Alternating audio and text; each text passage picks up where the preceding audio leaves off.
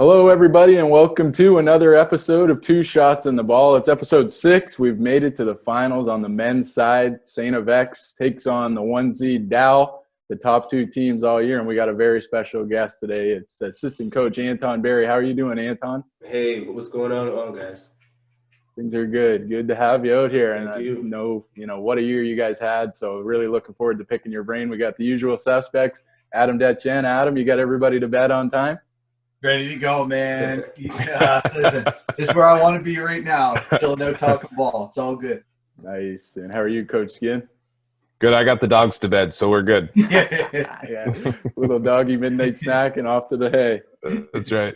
Right on, guys. Well, we'll start this game. Like I said, number 1 and number 2 seed. X is the only team to beat DAL in the regular season, and they caught DAL on a sleepy night. But it came down to the finals, top 2 teams, DAL, STFX. I'll run through the award winners, and then we'll get this thing started. So Kevin Vino plays for the Dalhousie Tigers, MVP, first-team All-Star. Xavier Ochu, Defensive Player of the Year. Avon Nava, Rookie of the Year. Coach of the Year, and Rick Plato. Azaro Roker and Kevin Vino, our first-team All-Stars. Carson and Nava, second team. And I already mentioned Nava, the all-rookie team. So both teams are star-studded. Nava just comes into this league and plays out of his gourd on the Saturday, and he's got to play DAL on the Sunday. So let's get to it. Maybe, Coach Berry, can you remember the game plan going in, or is there a player on X you guys really made a mission to shut down in this ballgame? They have so many options. So for us, everyone might think that it's Nava or Roker, but Andrews, we feel that he really plays well against us. So, he's one of the individuals that we kind of key on defensively. But as a whole, the game plan, we just wanted to defend the 3-ball because they're really good at that. We wanted to win the rebounding battle. So. Yeah, and you guys have the team to do that. Usually it's, your guard play out-rebounds the big man in a lot of cases. How do you guys do that? As the regular season went on, you guys have had Sonogo there, Jared Reed before that, and now Vino leads this game for DAL with 9 rebounds in the end. What makes your guys' guards so hungry for the glass? Well, we work on rebounding every day. Keeban's dad, Kevin Vino, he actually comes up every day from the valley, and, we dedicate 15 minutes to rebounding every day.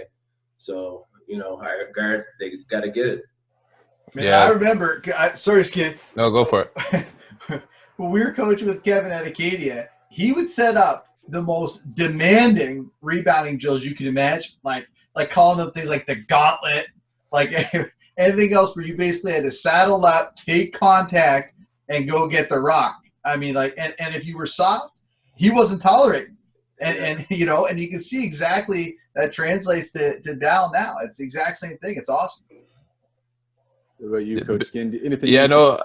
The big thing that I wanted to talk to you about is I noticed kind of in this game and, in the semifinal and then moving into nationals as well, you guys hadn't ran it a ton the whole year, but you had like a 3-2 matchup zone that you guys kind of brought out in this game and definitely brought out against Carleton in the national final. Just kind of wondering what the mindset was behind that defense and what you thought what kind of advantages it gave you guys. Yeah, well, Coach Plato, he always likes to keep teams guessing, and in a playoff scenario, it's kind of tough to, I guess, game plan for something that you never seen before, right? So, right. I guess the idea behind it was to try to catch them off guard, which, I thought that we did.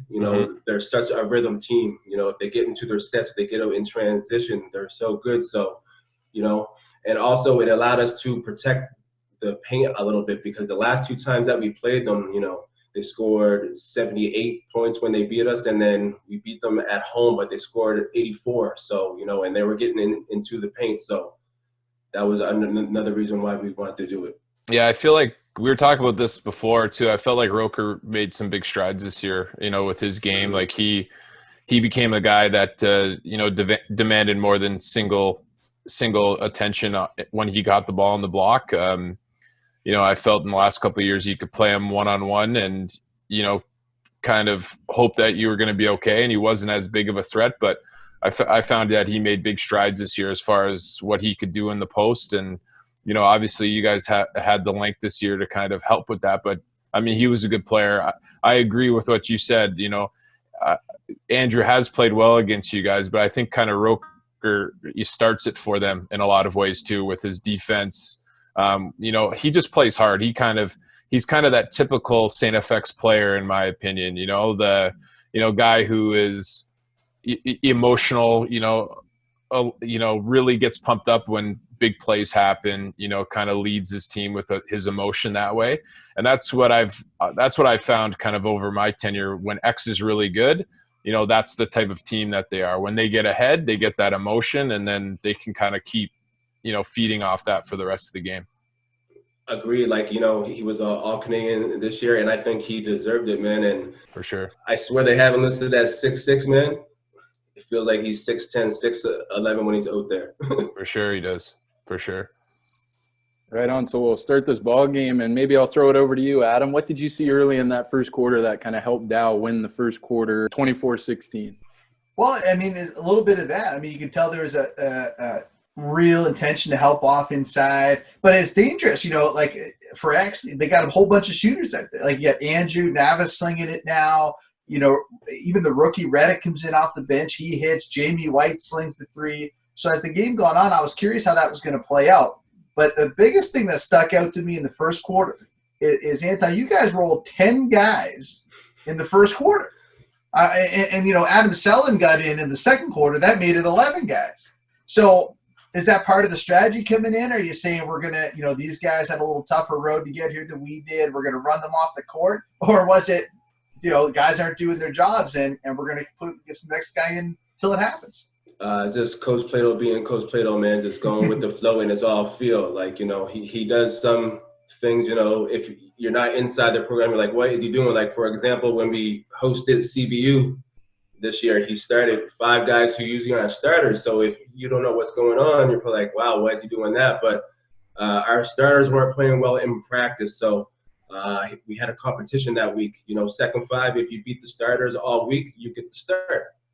Right. So, and they did, and he rewarded them. Right. So he just does things like that sometimes, and he's always looking for a spark. Right. And in these tournaments here, you usually get that unsung hero. So he was looking for it early.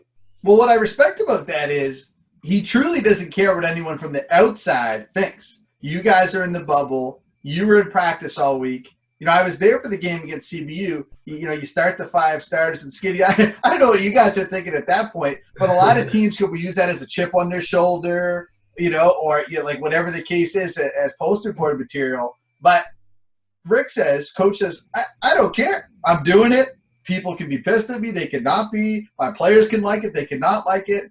And I guess that if you have a formula you trust, that's why you get to 5 finals in 6 years or whatever it is, and things like that. Yeah, quite frankly, I didn't give a shit that game because Ozzy got hurt the night before and he didn't play. So I was just like, hey, we'll take anything that we can get. That's right, too. Oh, man. What about you, Coach Skin? You got anything for Coach Berry there out of that first quarter? Coach Berry has given us a couple plays that we can touch on, but before we get to 305, was there anything that was happening that you'd like to see, didn't like to see? No, I think the biggest thing that I was looking for was just that the defensive changes. I think that's one of the things that Rick is known for, and we've had some fun at CBU with it over the couple of years. We've put our point guard to take the jump ball a couple of times because they would intentionally lose the jump ball, so that they could set up their defense and things like that. So Rick and I always have a laugh about that stuff, a few times, but always just he's always like Anton was saying, he's always kind of got his own feel, and he's one of the best coaches in the country for a reason, and he gets his kids to play hard and buy in, and you better be ready to play, and I felt that his kids were ready. I do want to talk as we kind of move into the game. I don't want to kind of give it away too much, but sure. Anton, I just didn't think you guys had your best game. Like, I just didn't think you guys played very well at all in the final. To me. Well, we could have played better. You know, defensively, we gave up a lot of open shots. There was a lot of missed coverages when we, you know, in the ball screen. In the second quarter, everything that can go wrong with your offense could, spacing, the bad passing. But I thought that we wanted it more in the fourth quarter. And I agree with that. And we just made the plays that we needed to make, and we got the stops that we needed to. For sure. Well, the question I had in the first quarter, you know, under 3 minutes or right around 3 minutes, you guys, Anton, are up 18-10, and Coach Plato calls timeout. So that's another field thing, right? Like, he calls timeouts. You know, when you're calling the game, sometimes he calls when I look at Peter going, oh, I'm not sure where he's going with this one. But, you know, it's interesting. Like what's that timeout up 8? Afterwards, Keyban comes out with 4 non-starters to finish the first quarter. So kind of what are you guys rolling through as a staff there? Well, he just doesn't like what he sees, and he wants to talk to the guys out there on the floor, right? He kind of feels that the game is, you know, that it's changing some, all right? So he just wants to make sure that we close with the quarter fine. So, yeah. Right on. So you've given us a play that you wouldn't mind touching on here, and it's at 3:05. Vino has just hit 2 free throws. Dal trap defense versus a turnover, and Vino goes glass and gets 2. But what you'd like to probably talk about is how quickly Nava turns that action around. We change cameras, and it's like Nava's at the rim by the time we just move from point A to point B. So what did you see at that play at 3:05? It's just, you know, ex-basketball for years is just transition, you know, on a miss, even on a score. So he gets the basketball and he just goes, all right? And then if you're not in a stance when he crosses half court, he's probably going to go by you, right? So, and we didn't have communication in the post, all right? So Keyban kind of thought he was going to set a ball screen, but he didn't. And then we had a couple guys out of position on the weak side, and he just scored. So, you know, we turned them over, we scored, and then they come right back down, they score in like three seconds. All right, so. I felt like that was a big thing. I know that the X is always used to, you know, that's kind of their MO is to push that transition. But I don't know if it was the addition of Coach Vernon this year, but I felt like that they really focused on that a lot more this season too, just as far as their tempo and they just didn't care. Like I talked a lot about them being a volume team, you know, on the podcast before, like just trying to get as many shots up as they can and kind of chasing after it. And they didn't really have much concern if you scored. They would just get the ball and go and get that ball up the floor as soon as they could and try to get the first best shot that they could. And, you know, to have, Nava and Andrews on the wing this year pushing that ball up too. I mean, those are good players to be able to do that. Well, it's interesting too. Like even when you got them in the half court, you know, kind of late in the first quarter, White bangs at 3, Legale just slings one up from deep, you know, closely guarded. Coach Skin's right. Like they're putting up shots, and sometimes it works, sometimes it doesn't. 4 and 9 from 3, X was in the first quarter, which really kind of saved their bacon a little bit, right? 9 threes in their quarter, they're putting up shots. For sure. Yeah. Is there anybody more consistent at crossing half and shooting that huge 3 than Justin Andrews? He's willing to take that shot 30-plus feet away from the net. It's got to be tough to guard. His range is like unlimited, man. Mm-hmm. It's like when he crosses half, he's like in range. He feels good to take this shot. Yeah, he's so good at going to his left hand. I mean, he does everything going to his left. Even though he's a right-handed player, everything he does is going to his left. You know, whether it's going to the rim. I mean, he comes back to his right to finish a lot of the times, but he's just so comfortable with that left hand. So if he's getting rhythm, you know, he'll do an inside-out dribble, or he'll do a little step back going to his left all the time. And if he gets his feet under him and that rhythm going, he's pretty tough to stop. So it's hard to stay disciplined too, because every once in a while he'll give you a shot fake to try to get you going. And, you know, this year they put him in so many pick and roll situations, whether it be in the middle of the floor, you know, if the 4-man was coming in as a trail, or, you know, late game, you know, they brought Roker up there to set it for him. They just put you in so many different, you know, predicaments that way, where you had to make a decision of kind of picking your poison of how you wanted to stop him. And I mean, he's a really good player. And the thing I love about Justin Andrew too is he's underrated tough. Like that guy, he's got some of the worst ankles going. You see every regular season at the Metro Center 2 or 3 years in a row, he's going over on these things. But he's got about 3 layers of tape, big old straps on him, doesn't miss a beat. You know, keeps his speed, keeps his rhythm, keeps his elevation on his J. You know, this guy's a warrior, man. Like he gets a lot of smooth and flash and scoring that people like.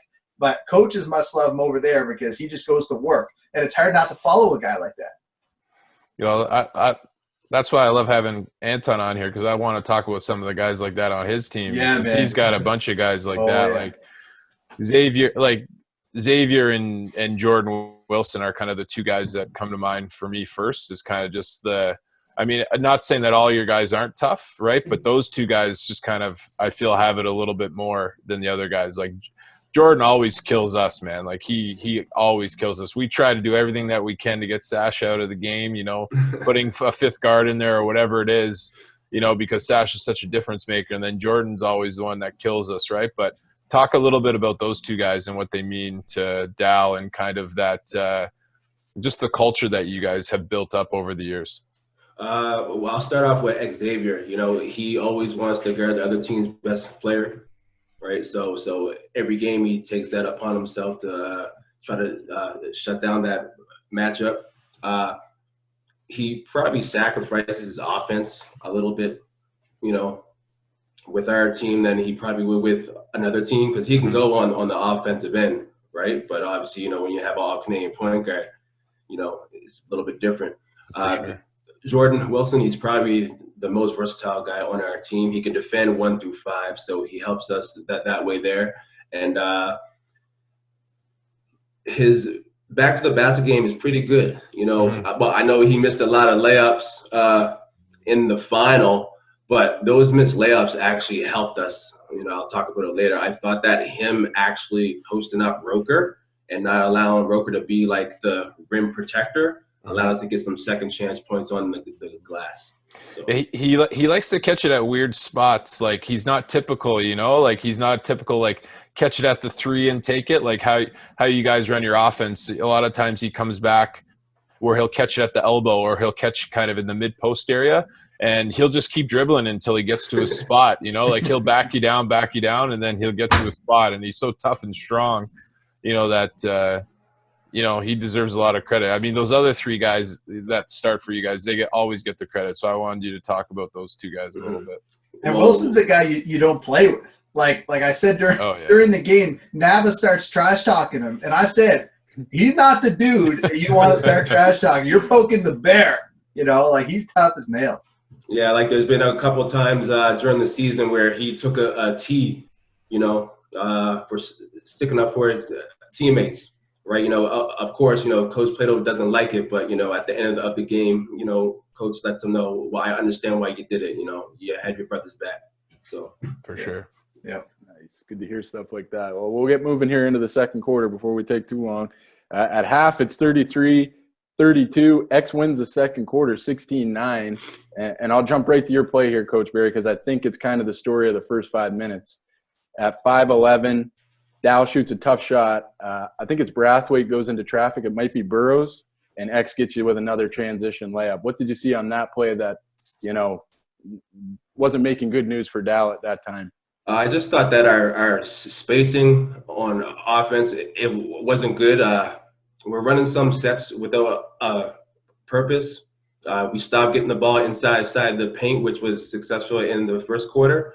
And, you know, sometimes you're a good part, you know, a key to your defense is your offense. So sometimes, you know, if you take a shot that's within your offensive set, you can transition back into defense. You can get numbers behind the ball. But if guys are just going one-on-one, you know, and you're taking shots out the flow, that layup is what happens. So. Sure. And there's a little bit of desperation, it seemed, there in the half court. Like I remember Blobbers took an illegal screen, just kind of trying to make something happen at one point. You got up to, I think it was 7 turnovers, you know, midway second quarter, which is a lot for you guys. And it was, things were a little bit off kilter for sure. Yeah.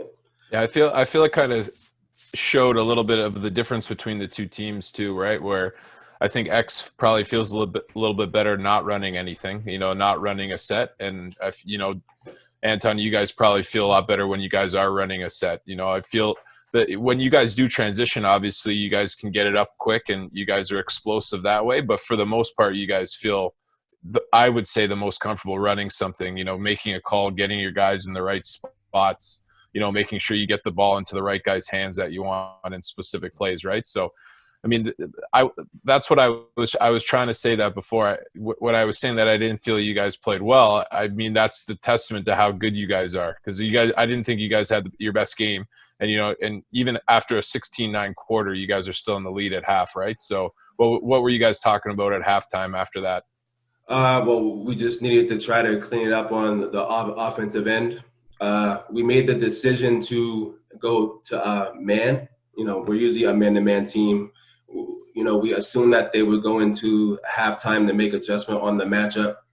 And then just needed a little bit of a spark. So we thought if we went man-to-man, we'd be able to, maybe get out and run, get a couple turnovers, and get some energy that way there. For sure. And the defense wasn't bad. Like, I talked about your turnovers, but you had Exon do 11 turnovers there in that first half. I thought the second quarter you really smothered Nava a lot more on the perimeter, kind of snuffed his fire out pretty good. So really, it wasn't all bad news. Like I said, despite the quarter, you went into halftime still feeling good. Now, it brings us to Alan April's halftime interview with Coach.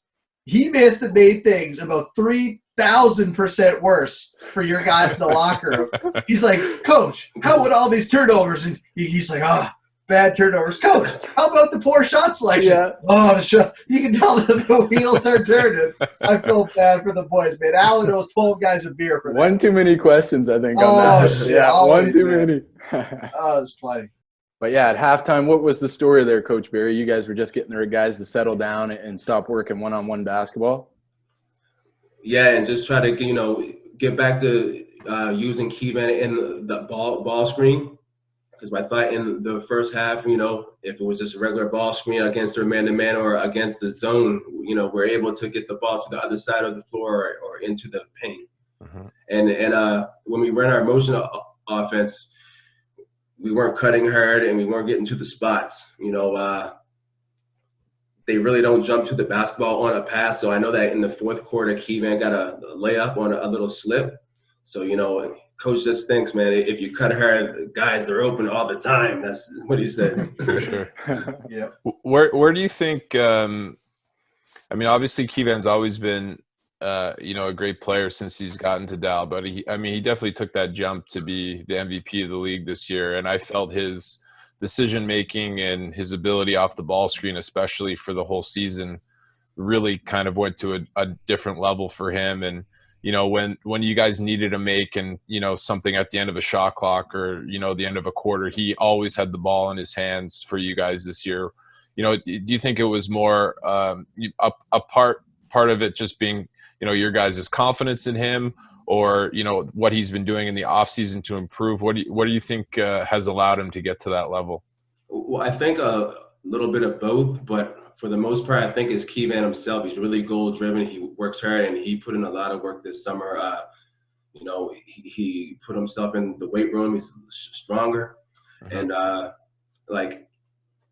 our off-season last year, he had goals. He said he wanted to be league MVP. He wanted to be first-team All-Canadian, and he wanted to be, first-team All-Conference, and he made those, right? So, yeah. That's pretty amazing. No, he's a great guy. Obviously got the chance to coach him one summer, and he's a great player. You guys are lucky to have him. As interesting as Keyvan was, you mentioned getting him back involved in the third. I thought, and you alluded to this earlier, I thought Ochu's offense was a real stabilizer for you guys in the third, man. Jay, he was crashing the glass after that. He had a nice follow, got fouled actually on an end one at one point there during that stretch. So he's not afraid to flash the leather offensively as well, and he showed it as some key moments there.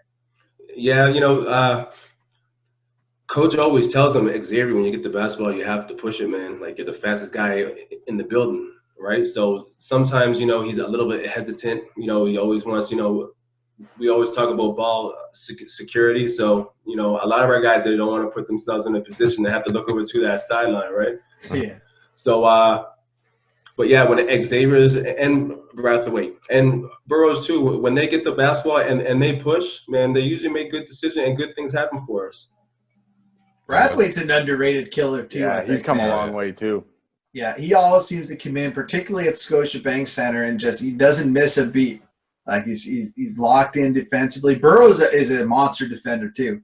Like, how many guys have we mentioned tonight that could probably start for your team? Well, they're all the same guy. Yeah, that's right. They're all the same guy. That's the whole point of it all, right? Exactly. And Ochu and Brathwaite and Burrows and Sellen's getting there, and they're all the same guy. Yeah, you know what you need. You go get more of them. That's right. Hopefully. Yeah. So, talking about interviews with Alan's interview with Coach K, he immediately brings it up that you guys kept Roker very quiet in the first half. What's going to happen in the second half? Roker's going to get the ball, and then boom, camera pans away. That's the end of the interview. Enough talk, and I'm out of here. Yeah. But it happens right then. The play that you gave me was at 9:20, Roker's post move. He is just so spectacular. Defensive rebound, all elbows, and then all of a sudden he's at the rack. He does a spin turnaround J, and he lands it. Like, what does Roker bring to the table that other big men in the league just don't bring? Jeez, well, as soon as they saw us go man to man, immediately they went that mid ball screen. All right, and our coverage really wasn't good on it, and they chucked it up and we fouled them. Then on the inbound, you're still man, just chuck it inside to him, kiss off the glass, right? So he added that jump shot to his game. He doesn't shoot a lot, but he can hit it, so you have to respect him on it. So he's not bad at attacking a closeout now. So that's another element that you have to worry about. And obviously, he's good with the drop step, and he's just a monster on the glass, man. He's crazy in transition, or just like in those loose ball opportunities. If you're not paying attention to him, he's gonna be he's gonna be the TSN turning point or the highlight of the night, because he's just gonna jump over three guys and dunk it on everybody. Like he lives for that, and especially at home, right? But yeah, I mean, he definitely had a really good start to that third quarter. But I'm sure that's what Coach was talking about. But it was kind of a result of the defense that you guys were playing too, right, in the first half, to kind of take that away. So you kind of give and take. And that's why X was tough to guard this year, because if you guard them in man, you got to worry about him one-on-one inside, or if you're going to bring a double. And then if you're playing zone, you got to worry about their shooters. So that's why they're a tough team to guard. I was really interested how Sasha was going to deal with Roker in this game. Was he going to get a lot of time? What was going to happen there? And it seemed like we didn't call his name as many times as normal for big moments, because normally he can really impact the game. And not that he didn't in this one, but maybe, I don't want to say he was neutralized, but maybe it's just a tough matchup for him. What'd you think about that? Yeah, well, I think for us to chuck the ball into Sasha on the block against Roker, it might be asking a lot from him. Roker's a little bit stronger. Sasha really drives in the pick and pop. He's good at catching that lob, right? So, he really didn't stretch the floor that much in the game. He hit a couple threes, but for the most part, he really didn't get Roker outside as much as we needed. Yeah, not that he didn't have any good moments. There was some stuff he did. He's a veteran enough guy now, stays in his lane and does his job. But yeah, for sure, I thought he might pull him away from that rim a little bit more. Yeah, I want to start this next part off, because I want to talk to Anton a little bit about. Obviously Carson. I'm not afraid to say he's one of my favorite players ever. Like I love coaching that guy, and just watching him play. Obviously, he's dealt with an injury a little bit over this season, so you guys didn't start him for most of the season. Brought him off the bench a lot. And then, he proceeded to have one of the most efficient seasons, I've ever seen in the AUS. Like, I think he was like 15 points in 19 minutes a game or something crazy. And, his typical, great shooting. How did that conversation go with him, with you guys and the staff? Obviously, he's a team player. He'll do whatever it takes to win. But how did that go with him, for him to accept that role as one of the better players in the country? Well, he was fine with it. At the end of the day, his health is the most important thing, and for him to come off the bench and play limited minutes while his health improves is the most important thing, right? So, and the numbers didn't lie. He was more efficient coming off the bench, right? So, a couple of times, he would get into the game against the other team's second five, right? So it make it his job a little bit easier scoring. So tell us about that. What precipitated the start for the finals? Man, it's the final, and there was no more minute restrictions, and you want to play your best. So yeah, I know they started him when they came down to CBU too. I think that was his only start of the year.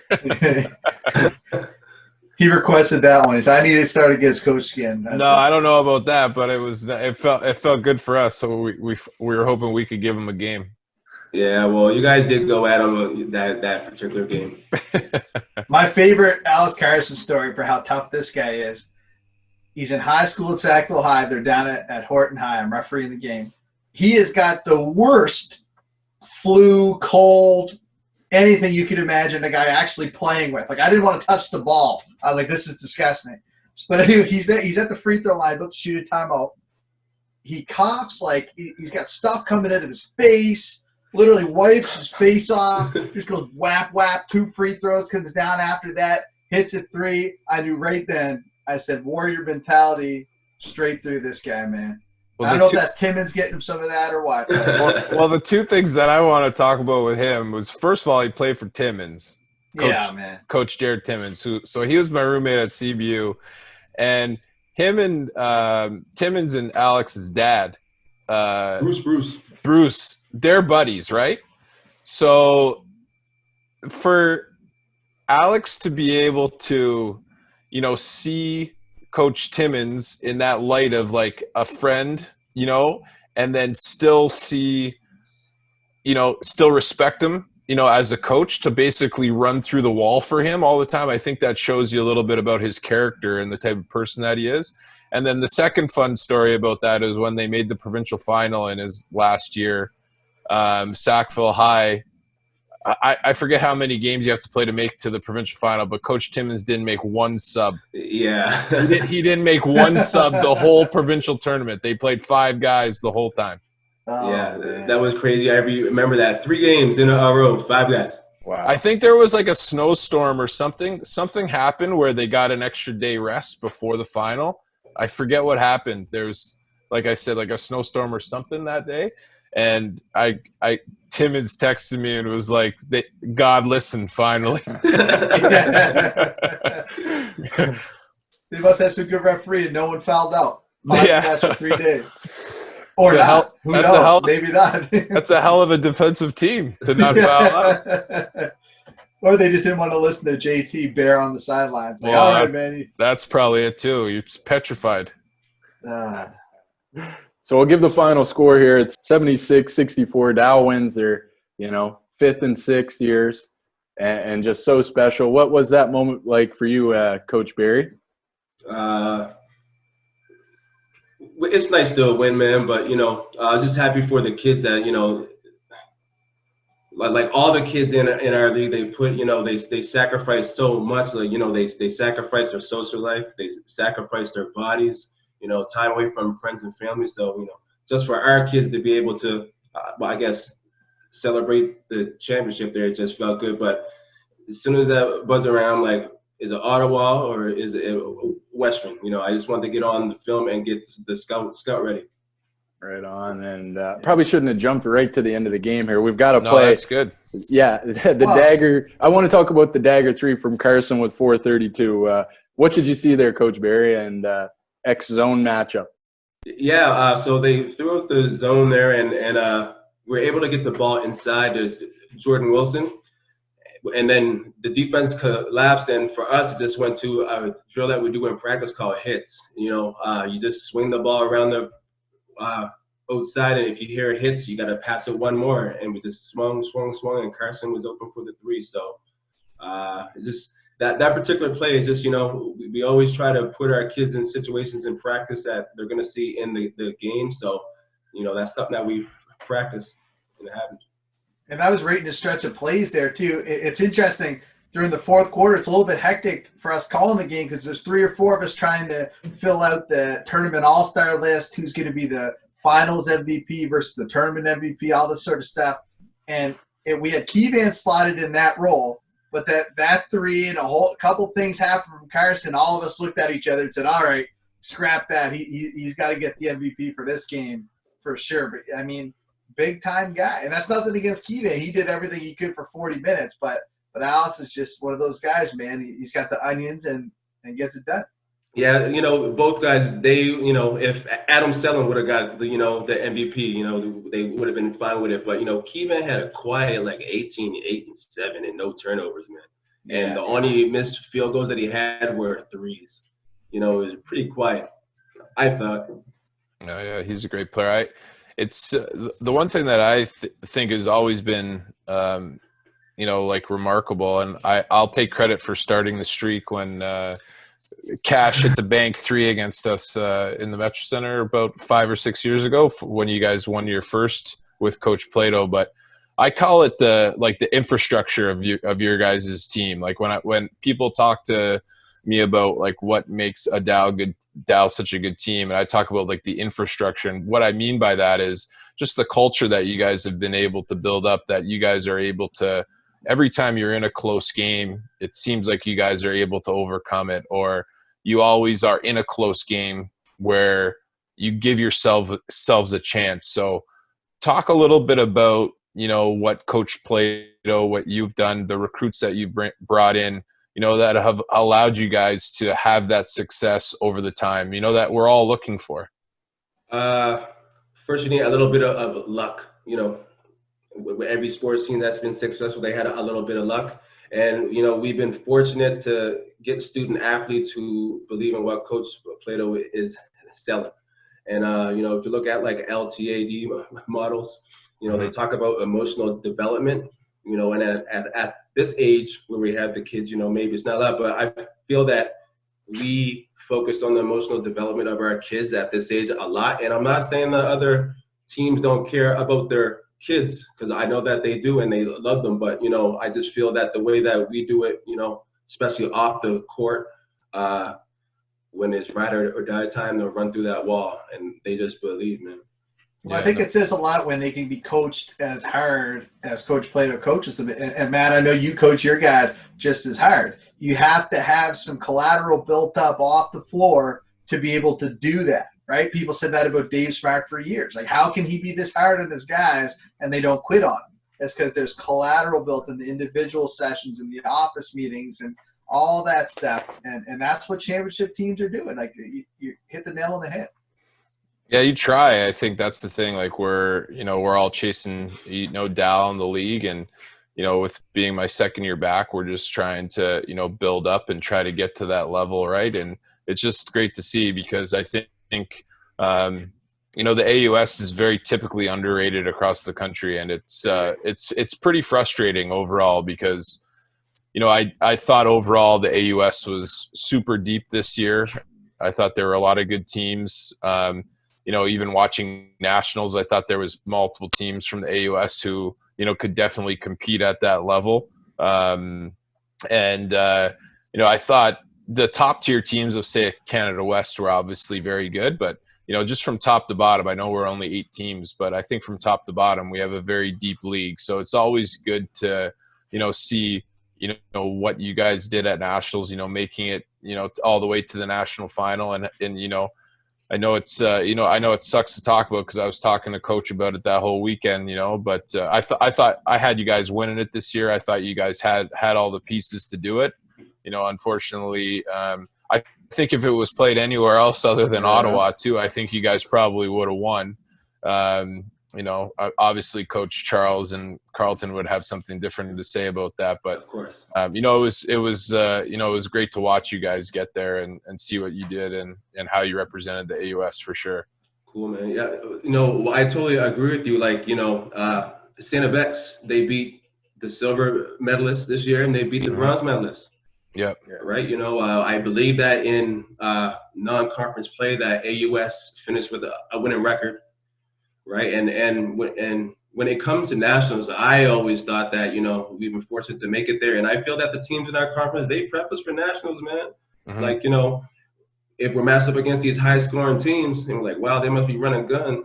They don't play fast like the teams down here. Like CBU, like you guys get up and down, man. Like you guys play with pace, right? And other teams get up and down, UMB, SMU. So, I definitely agree with you that the league is underrated. I'm always talking with, other coaches from across the country just to talk about the league. And, a lot of their leagues, and a lot of times they're talking about, whoever we're playing tonight, they feel like it's almost an automatic win sometimes, right? And I just don't, maybe you guys might have felt that way. Oh, I know Rick wouldn't feel that way. You know what I mean? But, it's like there's never a night like that in the AUS. And, we beat each other up. And I think that's why our records are kind of skewed like they are and why everybody's always so kind of tight in the middle. Right. But anyway, I think that's just us as coaches in the league trying to pat ourselves on the back a little bit. Right. But I mean, at the same time, Coach Berry's right. AUS had a winning record, out of the conference this year. And, I think we just got to keep fighting for that respect. And, the more you guys, or more teams can do what you guys did this year, the better it is for our league. And I think what I like about the league in general is that everyone is staying humble about it until someone does it, right? Like you guys went and you afforded for yourself so well at DAL, that silver medal game. And I want to throw this out there. I don't know how much, press it got or in social media, but what said a lot to me was the final buzzer sounds, Carleton celebrating. Marcus Anderson decides he's going to throw his shoulder into Key Van Vino and send him back. Now, if that's me, I'm an emotional wreck, and I'm probably putting Marcus in the sleeper and get about 12 guys pounding me. But Keyvan said, I'm walking away. He said, and you can almost see it. He's just thinking, I'll be back, right? I'm going to come back, and I'm going to do something about this. But that's our league, right? Like beat people up in the game, and then fair be fair. And to walk away from that talks about your guys' culture, talks about Keyvan as an individual. But it's something that I think needs to be said and needs to have due credit because that was a big moment that said a lot to me. Yeah, he's going to keep that one to his chest, and he's going to use that as some motivation, right? So, he's going to keep that one with him, during his workouts, during preseason. So he'll use that as, I guess, fuel to the fire. Now, would his dad had a shit like that? It's like he didn't see that at the time. Oh man, is right. But listen, that's a giant log of wood to put on the fire. And anytime you need motivation, you just think about that guy, right? I just it's one of those things. Yeah, and I guess luckily he didn't do it to Jordan Wilson either. Right? Well, that's right too. Oh yeah, exactly. Yeah, he would have took 12 of them. Yeah. But how are you guys feeling? Like, how's the team feeling right now during these uncertain times, and trying to staying motivated and doing all that, trying to progress towards the season? How have those conversations been going? Not bad. Try to get on Zoom. For the most part, our guys are in contact with our strength and conditioning coach. All right, so obviously, we can't get into a gymnasium with hoops. So, they're just at home trying to get bigger, trying to get stronger. Yeah. Now, I got to wrap it up here on this now. 3:18 to go. There's a timeout. 46-45. It's a big moment. Things are tight. Things are happening. Camera just pans through the DAL huddle. Coach Berry is there, and he's got his coffee cup. Now, I don't know what's in this particular cup, but I said he's either real tired or he needs a shot of moonshine or something right at this moment. Probably something. You just had this coffee, and I was like, man, that's how cool you guys are in those moments, right? 1-point game, third quarter, AUS final. They're like, we've been here before, man. Let me sip this coffee, Nah, I just need the caffeine because I'm usually out there shouting out the defensive stuff on the sideline, right? So, you know, it keeps my throat good. And, you know, it's just, yeah, I guess it keeps me calm. This is special. You gotta keep the coffee away from Coach Plato. That's all. Well, he usually has about 6 or 7 a day, so. Oh, I believe that. Seriously. No way, really? That's crazy. Yeah, that's awesome. I've never drank a cup of coffee in my whole life. You're another guy that shouldn't have the coffee. I don't know what it happened. Oh yeah, no. No coffee, no booze for me, man. Never. Like the shirts would be coming off. Like we could finish a practice at 8:30, and if he still has his Timmy's there, he'll shake it, then he'll just guzzle the rest of it. And it's gonna be cold. That doesn't matter. That's funny. Maybe we'll wrap it up on this, but I'm interested, Coach Berry. And maybe I don't know a story that's a big story, but how did you get hooked up with Coach Plato? And I just want to know, has he, you know, dropped some magic dust on you over the years, and you know, you're feeling like a more confident coach? I just think it's so impressive how he handles these young men. It's like a day at work for them. So I'm just curious how you got hooked up with Plato, and what kind of tidbits have you learned since becoming an assistant at that level? Yeah, I played at the Mount 2004 to 2007. Got injured, so he asked me to come along as a grad assistant. So that year we finished second at Nationals. We lost to Douglas College. Bull Kong, do you remember him? He was pretty good. Yeah. So you know, I was just there holding a clipboard. You know, we had some great assistants. Mark Ford, who's the current coach of the Mount St. Vincent Women's. Dave Bryan was his longtime assistant. You know, I learned a lot from him because he ran the defense for the Mount. So, you know, I'm just happy that he gave me my start. He's a great mentor. He helped me get into the career that I am right now as a teacher. So, you know, all the stuff that he did at the Mount, he's kind of doing here at DAL. So. And people forget that Coach Plato was a longtime school teacher. Yes. You know, in the HRM, right? Like we hear the stories of the athletes being, you know, influenced positively by Coach, but man, he's coaching his whole life in a classroom. Like there's many more stories that we might never hear about from those kids. It's a pretty special guy. Yeah. That guy just wins wherever he goes, man. It's pretty unbelievable. And the one summer I coached with Stevie Morris too, who played for him. It's Stevie, man.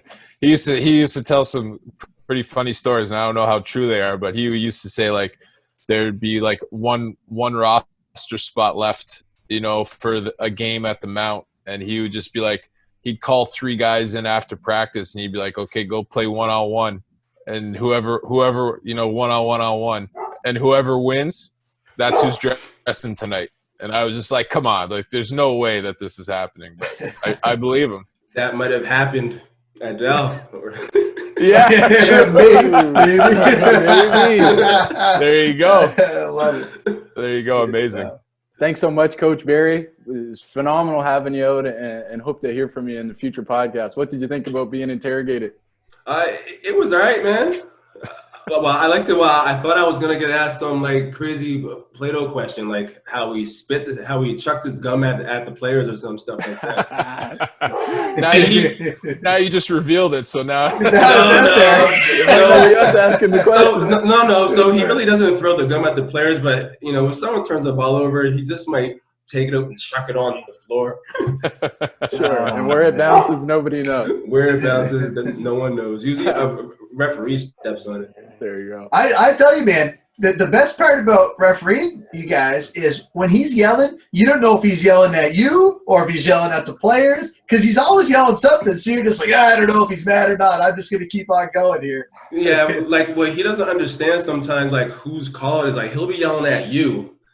Like, what the hell was that foul for? But you never made the call, and you weren't nowhere close to it. That was one of my favorite. That was one of my favorite tees of my career. It was when I was coaching at STFX, and Peter Caulfield turns to me and says, "If I hear one more word from you, I'm teeing you up." And I go, "Ashley!" yelling at Ashley Steven on our team, and he turned around and teed me up for yelling at her name. And that was one of the worst I ever got, though. Really? You a guy who needs to stay off the coffee, Peter Caulfield.